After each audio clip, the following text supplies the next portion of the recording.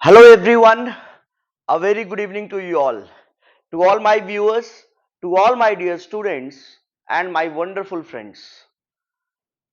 I am Avinash and as usual I am before you all with the conceptual clarity of certain questions, right?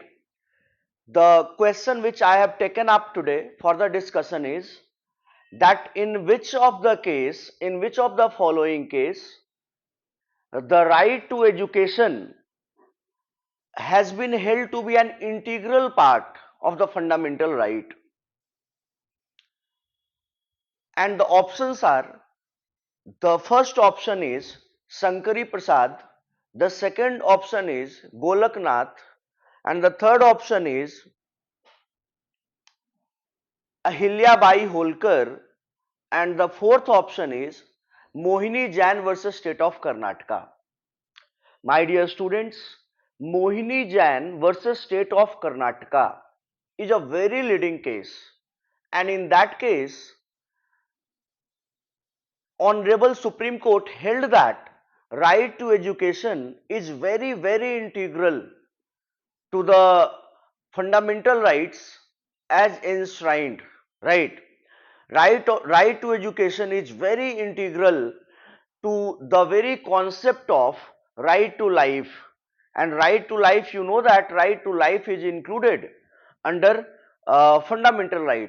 Article 21 of the Constitution talks about right to life, that no person shall be deprived of right to life and personal liberty except according to procedure established by law.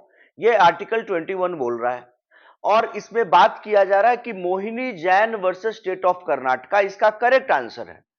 तो Mohini Jain versus state of Karnataka 1992 का case है, 1992 supreme court का judgement है, जिसमें कि दो जजेस division bench का फैसला है, justice Kuldip Singh and justice R M सहेग, and Kuldip Singh had pronounced the judgment, right?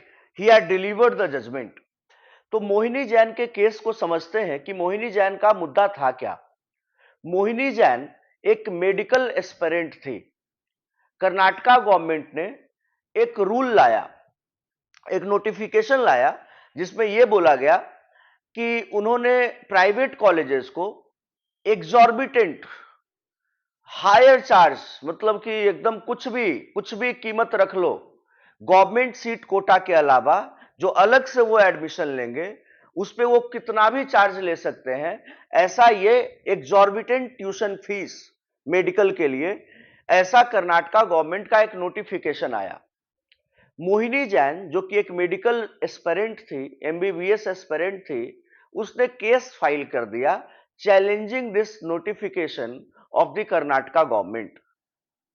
इस कर्नाटका गवर्नमेंट के इस नोटिफिकेशन को मोहिनी जैन ने चैलेंज किया। आप समझ रहे हैं ना चैलेंज, जो सब्जेक्ट मैटर क्या है, किस चीज को चैलेंज किया गया, कि गवर्नमेंट सीट कोटा जो है उसके अलावा आप जो भी मैनेजमेंट से एडमिशन लीजिएगा उस पे आप कितना भी एग्जॉर्बिटेंट ट्यूशन फीस रख सकते हैं, इसको चैलेंज किया गया।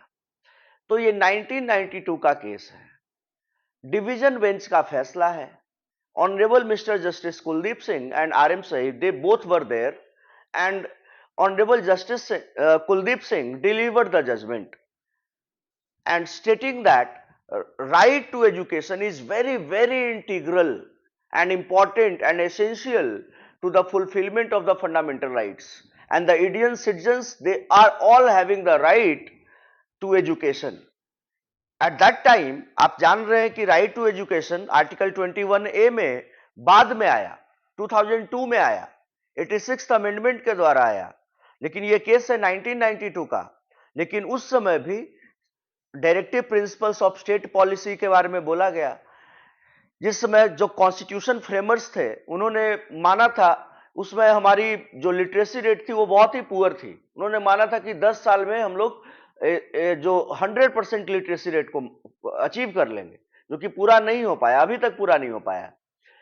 तो उनका जो इंडेवर था वो ये था कि right to education, even though at that time that was not expressly given, in the constitution. That was not inherently given, but impliedly its meaning was, the essence was still there, right?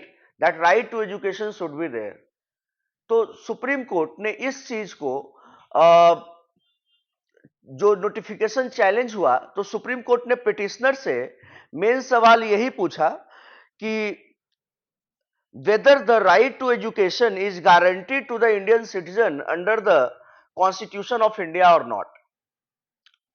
And Supreme Court answered in affirmative that right to education has been guaranteed to the Indian citizens. Right to education Indian citizens को guarantee किया गया है। और आप जानते हैं कि article 21 में बोला गया है कि राइट टू लाइफ बहुत इंपॉर्टेंट है, डिग्निफाइड लाइफ जरूरी है, लेकिन डिग्निफाइड लाइफ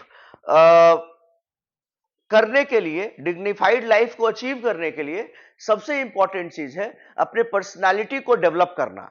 जब तक आप अपने पर्सनालिटी को डेवलप नहीं करते हैं तो आप डिग्निफाइड लाइफ नहीं फुलफिल कर सकते हैं, उसको अचीव नहीं कर सकते हैं। और पर्सनालिटी के डेवलप करने का एक क्राइटेरिया राइट टू एजुकेशन है, राइट टू एजुकेशन है। तो राइट टू एजुकेशन को तो इंटीग्रल मानना ही पड़ेगा।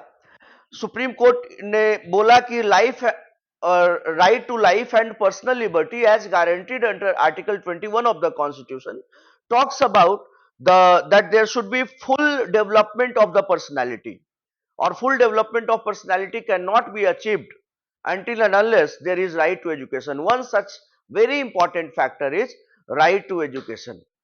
ठीक है, तो Mohini Jain versus state of Karnataka में ये जो कैपिटेशन फी के नाम से भी बहुत लोग जानते हैं इस केस को, उन्नी कृष्णन का भी एक केस है। लेकिन इसमें जो मोहिनी जैन का मामला है, मोहिनी जैन के मामले में यही बोला गया कि right to education is very very integral and essential to the fundamental rights. Okay guys, I hope that I have cleared the case law of Mohini Jain versus State of Karnataka and told you that what was the judgment given by, delivered by Honorable Justice Kuldeep Singh, right? So thank you everyone for watching me. Stay tuned on India's biggest law learning platform, that is on the YouTube channel of Chanakya Clerk Classes and Chanakya Judicial Academy. Thank you everyone. Jai Hind, Jai Sri Ram.